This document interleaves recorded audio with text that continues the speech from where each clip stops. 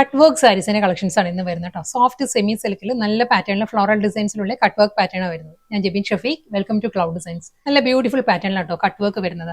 Colour palette പറയുകയാണെങ്കിൽ നല്ലൊരു mauve blended ഒരു ഓണിയൻ പിങ്ക് ആണ് സാരിയുടെ കോമ്പിനേഷൻ. ലാവൻഡർ കൂടി ബ്ലെൻഡ് ആണ്. ലാവൻഡർ ഓണിയൻ പിങ്ക് മൗ ആ ഒരു കോമ്പിനേഷനിലായിരിക്കും സാരിയുടെ കളർ വരുന്നത്. നെക്സ്റ്റ് കളർ വരുന്നത് നല്ലൊരു പേസ്റ്റൽ ഗ്രീൻ ആട്ടോ സാരിയുടെ ടോൺ വരുന്നത്. സെയിം അതേ സ്റ്റൈലിൽ തന്നെയാണ് കട്ട് വർക്ക് പാറ്റേൺസ് വരുന്നത്. ഫുൾ സാരിയും സെയിം പാറ്റേൺ ആ ഒരു ഫ്ലോറൽ മോട്ടീവ്സ് വന്നിട്ട് കട്ട് വർക്കിലായിരിക്കും രണ്ട് സൈഡും ബോർഡർ വരുന്നത്. നെക്സ്റ്റ് കട്ട് വർക്ക് സാരി വരുന്നത് നല്ലൊരു ലാവൻഡർ ആണ് സാരിയുടെ ടോൺ വരുന്നത് കേട്ടോ. ലാവൻഡറിലും വൈറ്റ് തന്നെയാണ് ഫ്ലോറൽ മോട്ടീവ്സ് വന്നിട്ട് double side cut work border and പല്ലു.